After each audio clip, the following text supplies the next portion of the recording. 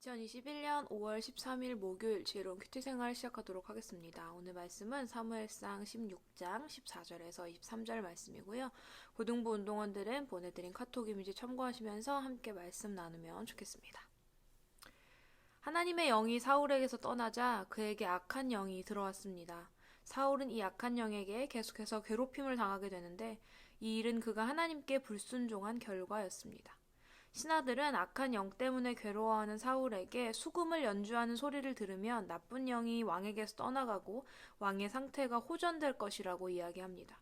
그들의 말을 들은 사울은 수금을 잘 타는 사람을 구하라고 명령했고 사울의 종 중 한 사람이 베들레헴에 사는 이새의 아들 중 수금을 잘 타는 자가 있다면서 한 사람을 추천합니다.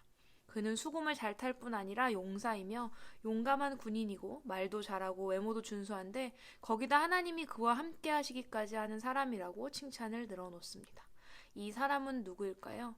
바로 이새의 막내 아들 다윗이었습니다.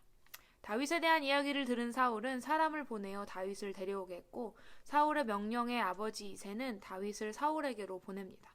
빈손으로 보내지 않고 사울에게 줄 떡과 포도주 그리고 염소 새끼 한 마리를 함께 보내는데 이것은 사울왕에 대한 이새의 예우였습니다. 그렇게 사울의 부름을 받은 다윗은 사울의 곁에서 사울의 사랑을 듬뿍 받습니다.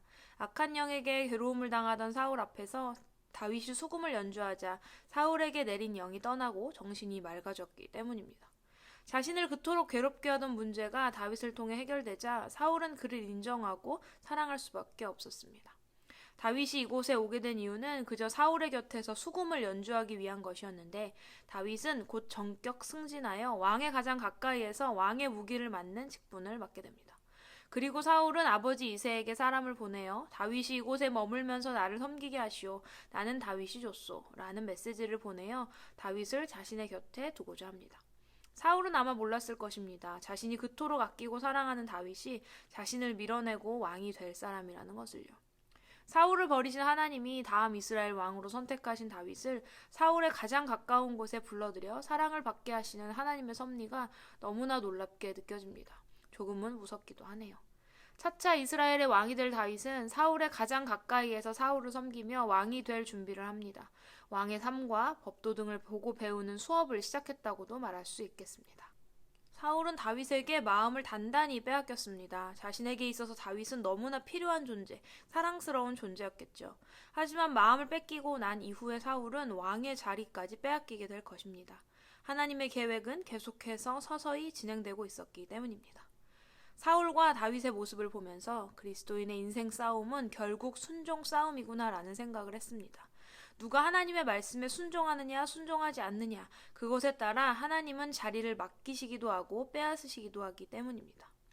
오늘 하나님의 말씀 앞에 나의 모습은 어떠합니까?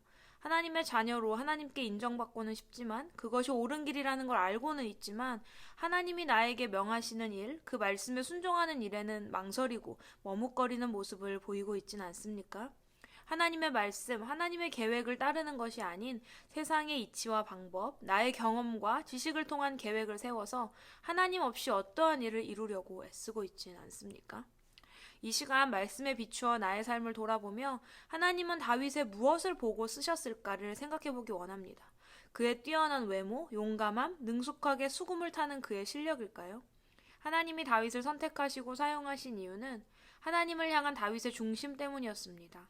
하나님의 말씀에 온전히 순종하며 살아가기를 소망하는 중심을 가진 그의 삶 말입니다.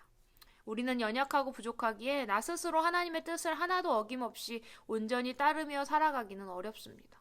하지만 우리의 중심이 하나님의 뜻을 따르고자 노력하며 애쓸 때 하나님은 그 사람의 삶을 기뻐 받으시고 그 삶을 축복하며 하나님의 일하심을 그 삶 속에 더하십니다.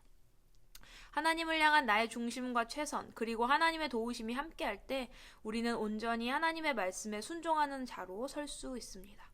하나님의 말씀대로 살아가려고 노력하지만 순종하는 일이 마음처럼 잘 안 되고 힘들고 어렵다는 생각이 드시나요?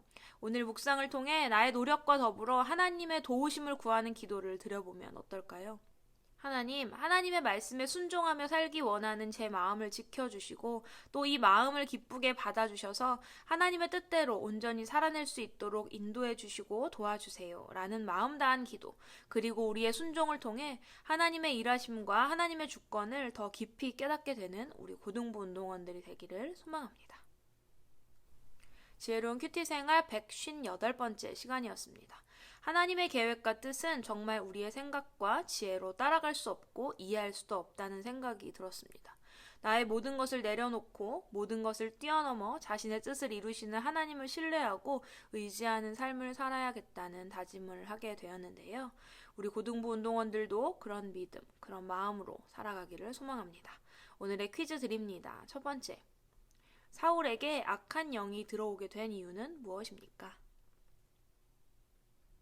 두 번째, 악한 영에 든 사울을 고치기 위해 신하들이 취한 조치는 무엇입니까?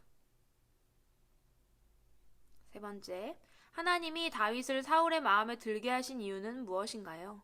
이 일에는 어떤 하나님의 계획이 숨어 있습니까?